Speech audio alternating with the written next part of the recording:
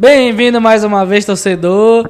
Programa Futinorte para vocês aqui. Hoje nós estamos com cara de pastel, porque os times paraenses empataram nas últimas rodadas do Brasileirão no primeiro turno, né? O Remo não conseguiu entrar no G4, mas continua ali brigando ponto a ponto com a Chapecoense. Empatado em pontos, mas perdendo no número de vitórias. O Paysandu empatou mais um jogo e não saiu do Z4, né, meu amigo Jonathan? Mas pensando nas últimas rodadas, meu amigo Pedro, bem-vindo novamente nossos queridos inscritos.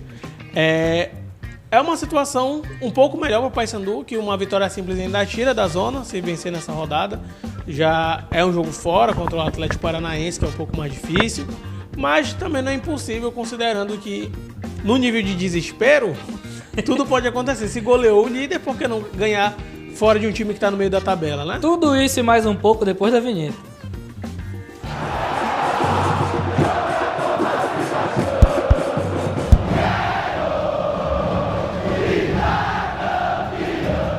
Lembrando a você mais uma vez, curta, comente, compartilhe com seus amigos e se inscreva no canal, que é o mais importante. Você se inscrever no canal, você vai estar nos ajudando a crescer e a levar o futebol do Norte para todo o Brasil, né? Porque Futinorte, o melhor do futebol do Norte está aqui. Exatamente. Então, lembrando a vocês também que nossa meta de inscritos é 1.000 inscritos. Estamos ali com 850, mais ou menos. Ajuda a gente. Ajuda, por favor.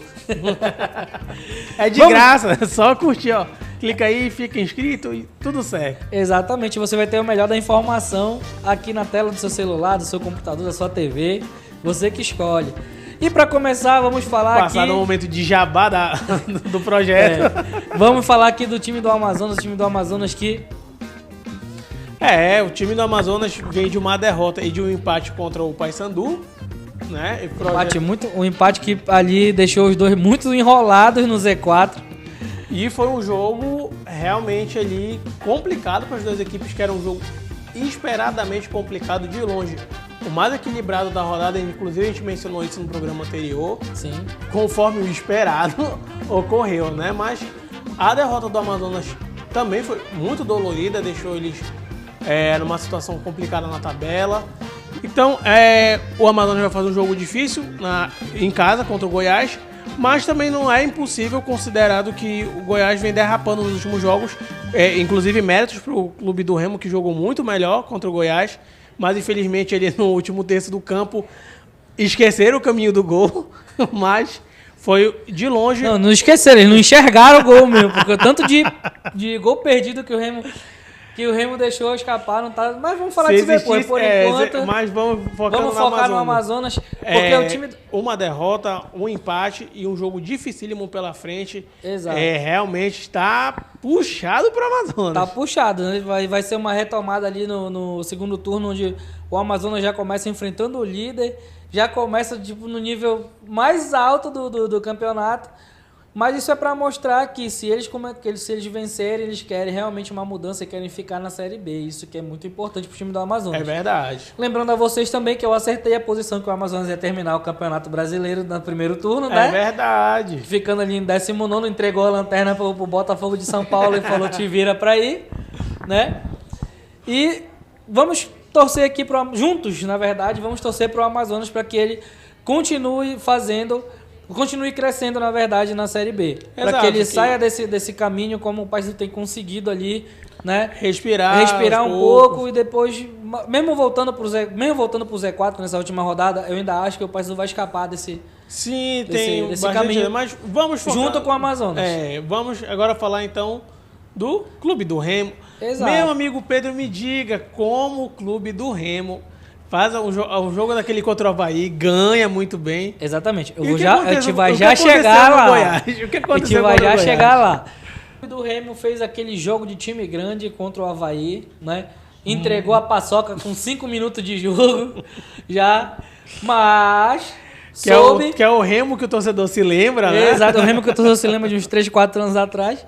Mas conseguiu respirar, conseguiu vencer o jogo e continuar na briga ali pelo G4. A gente sabe que ainda está meio difícil, os pontos ainda tá muito distante pro terceiro colocado, porque pro Goiás... já abriu uma distância. O Goiás já abriu uma distância. Que o Remo poderia ter diminuído. É verdade.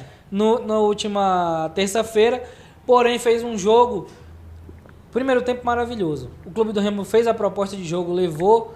Que ia Saiu jogar na frente. defesa. Levou que ia jogar na defesa, ia jogar no contra-ataque.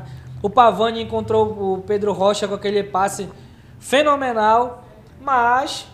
No segundo tempo, quando voltaram para o jogo, o Remo continuou do mesmo jeito, porém com muito mais chances de gols. Porque o Goiás tem que sair para o jogo, tem que ir para cima, e o Remo é um dos times que melhor contra-ataca no Campeonato Brasileiro. Não é à toa que o Pedro Rocha é o artilheiro. Porém, ele fez o quê? Estrelismo, né? Ele quis... O bom e velho delegado. Quis abrir uma delegacia só para ele e acabou ali perdendo um gol feito.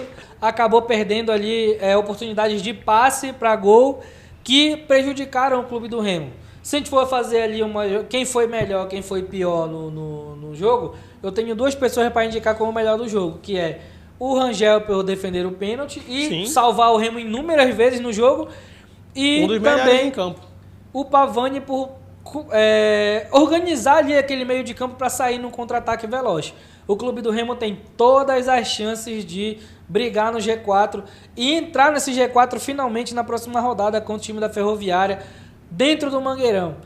Porque os times, o Remo vem de uns jogos muito bem jogados, entendeu? Vem de jogos que dominam o seu adversário e só não está conseguindo fazer os gols. Contra o Goiás não conseguiu fazer o gol. Contra o Cuiabá também não conseguiu fazer gol. Entendeu? Então, se o Remo conseguir fazer gol, o Remo para com essa sequência de empate e continua e abre para uma vantagem, uma sequência de vitórias aí para poder chegar perto dos 3 primeiros colocados. Se o projeto do Remo de fato for subir, a hora de se recuperar agora no início do retorno... Eu sinceramente, como torcedor, prefiro que o Remo perca ali 3 jogos, mas ganhe 4, entendeu? Em vez de empatar 7.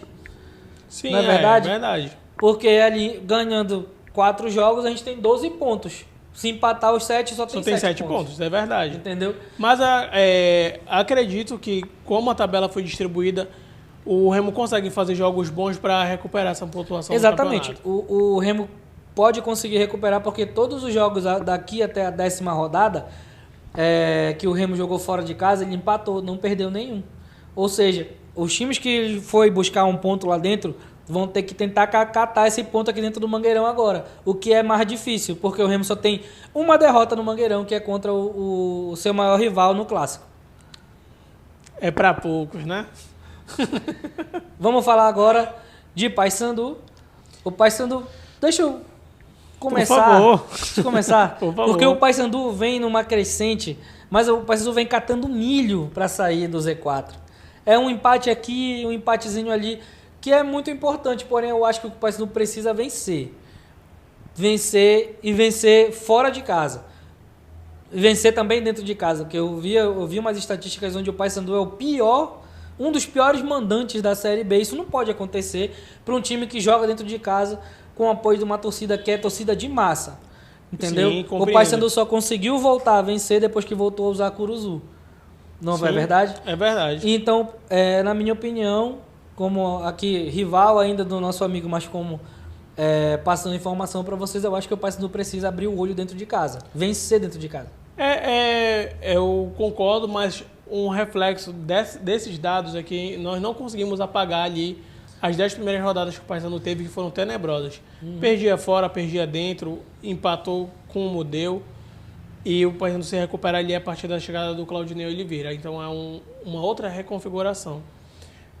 E eu entendo, sim, realmente o Paysandu precisa ganhar, precisa vencer, independente de quem seja o adversário. Inclusive, um dos melhores jogos que ele fez foi contra o Curitiba, que era o líder da competição. E o contra o América Mineiro também, que ele fez 2-0, mas deixou... Mas aí que tá. Isso. Foram chances que foram perdidas, que não deveriam ser perdidas. Mas aí contra o Curitiba, por exemplo, fez um grande jogo, fez ali 5-2 naquela rodada em questão o líder da competição. Eu vou te criticar nessa hora, porque assim, beleza que o Curitiba era o líder, mas se tu for viver sempre desse único jogo que o Paysandu deslanchou em gols... Não, mas não é esse entendeu? o ponto. O ponto é que se eu tenho um time que está em reconstrução, que ele vinha de uma sequência de rodadas que ele estava na lanterna da competição, ele está na ponta do Z4 a uma vitória simples de sair. Não é a situação ideal, mas é uma situação muito mais confortável do que ele começou.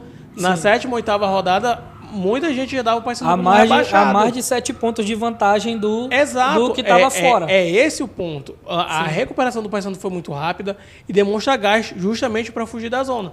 Mas sim, precisa vencer, tem que vencer independente de quem seja o adversário, e não é viver de uma goleada ou uma vitória. É justamente ter ali a noção de que se conseguiu vencer um time que estava na ponta da tabela, não tem que ver a cara de ninguém e fazer o seu caminho para sair da zona. Exatamente. É essa a situação. É verdade. Torcedor, o que tu acha da próxima rodada? O Paysandu vai recomeçar o Brasileirão agora no segundo turno. Contra o Atlético Paranaense. Isso. Contra o Atlético Paranaense, que inclusive tá jogando Copa do Brasil ainda, entendeu? E eu acho que o Paysandu pode usar essa vantagem de estar mais descansado, botar um time pra frente, botar um time pra vencer o jogo, pra ir pra cima. Entendeu? Isso. O Paysandu tem sim possibilidade de vencer, eu acredito sim que o Paysandu tem essa possibilidade de vencer, porque apesar do investimento pesado no Atlético Paranaense, tem a questão do calendário que pesa, e então isso faz com que ele fique oscilando na Série B. E foi exatamente a mesma desculpa que o técnico anterior do Paysandu usou. O calendário era pesado. Depois que o calendário ficou leve, ele não continuou não ganhando. Entendeu? E não ganhou para o outro clube que foi, né? Então, tinha mais do que também de competência do técnico e também as contratações do Paysandu foram importantes. A gente sabe que não era o ideal, mas mostra a crise que o time vivia, que foram 10 contratações numa janela, que aí agora nós vemos os frutos chegando. Mas ainda tem muito caminho a ser andado. Mas o Atlético Paranaense é sim um adversário difícil, mas também não é nenhuma vitória impossível. Exatamente, torcedor. E para quem nos acompanhou até aqui, a gente vai fazer o que agora? Tentar dar uma, de manginar e acertar os próximos placares da próxima rodada, só porque a próxima rodada é a mais importante, é o início, é um recomeço para quem tá na parte de baixo da tabela, e também é um ponto muito importante para quem está em cima da tabela. É verdade. Na verdade, é um ponto importante de que a gente tem que continuar daquele jeito que tá, e quem tá lá embaixo tem que mudar o jeito que tá. Exatamente. Entendeu? Então vamos começar. Amazonas e Goiás. Amazonas e Goiás, o Amazonas vai jogar em casa. Vai jogar em casa. Sim, o Amazonas vai jogar em casa, dentro dos seus domínios ele é um time muito forte, porém, é aquilo. Os times de cima, quando eles são machucados... Goiás é o melhor visitante.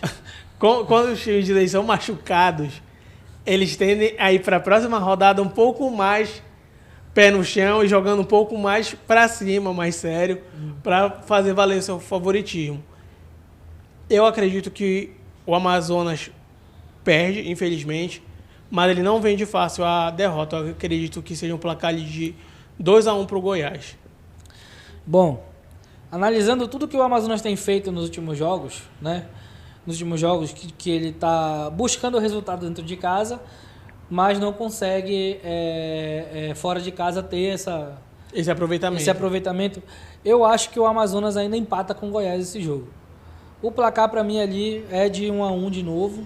O Amazonas vai puxar vai dar uma segurada no Goiás como líder para poder fazer um pontinho importante para tentar sair do 19º lugar. O desespero pode dar aquele ímpeto, né? Exato. E também tem um jogador lá que está se destacando muito, que tem feito muitos gols pelo Amazonas, que é o Kevin Ramírez. Que sim, tá verdade. O fino do futebol. Paysandu e Atlético Paranaense. Paysandu joga fora, num jogo dificílimo. Eu vou ficar aqui na minha câmera, torcedor, eu vou com coração nessa. Paysandu 1-0 e bola pro mato, que é de campeonato. 1-0 pro Paysandu. 1-0 Paysandu. Dá. Bom, como a gente sabe, a Ferroviária não vem passando por um bom momento e o Remo tem... Não, e atrás de Paranaense e Paysandu. Tem o meu palpite também, não, eu quero saber de Paysandu. Sim. Cara, vou te ser bem sincero. Colocando o fato que eu trouxe, que o Atlético Paranaense está jogando também uma Copa do Brasil, Eu acho que o Paysandu é capaz de trazer essa vitória sim, mas eu vou pelo empate ainda. Enquanto? Eu vou pelo empate de sempre, aquele empate de 1-1, assim, básico, porque o Paysandu tem feito 1-1. muitos gols, né? Tem feito muito gol, mas o Furacão dentro de casa é o Furacão. A gente não pode subestimar sim, o com Atlético certeza, Paranaense. Não, jamais. Entendeu? Não pode subestimar o Atlético Paranaense. A gente sabe que pode subestimar o Coritiba, mas o Atlético Paranaense a gente não pode subestimar. Que isso, polêmica. Tá. Falando aqui agora de Remo e Ferroviário. Eu posso começar? Pode começar. Eu, como rival, não que isso me interesse na tabela, mas eu acredito numa vitória do Remo, mas de verdade mesmo, uma vitória tranquila do Remo. Eu acredito numa vitória maiúscula do Remo contra o Ferroviário. Inclusive, quando o Remo estreou fora, o futebol da Ferroviária não evoluiu tanto. Tanto prova disso é a ocupação que está hoje na tabela. Inclusive, decaiu. Então, o Remo pode se valer disso. Tem que se valer disso porque está jogando em casa. Me perdoe, torcedor bicolor, mas eu aposto 3-0 pro Remo. Era o placar que eu ia chutar. Mas eu vou deixar 2-0 pra gente não ficar com o placar igual. Pronto. 2-0 pro Remo. Jogo fácil. Depois do 2-0, o Remo vai dar de novo aquela segurada que sempre faz pra não... Faz salto em cima da Ferroviária, Remo. Pra não correr risco. Então, mais uma vez ficamos por aqui. O programa Fute Norte. Se inscreva no canal, que é muito importante. Comenta, compartilhe, deixa o seu palpite nos comentários. Segue a gente. Ajuda a gente a fazer o programa, ajuda a gente a fazer o projeto crescer, porque esse projeto também é para você, torcedor. E estamos fazendo isso com muito prazer. Exatamente. Até a próxima.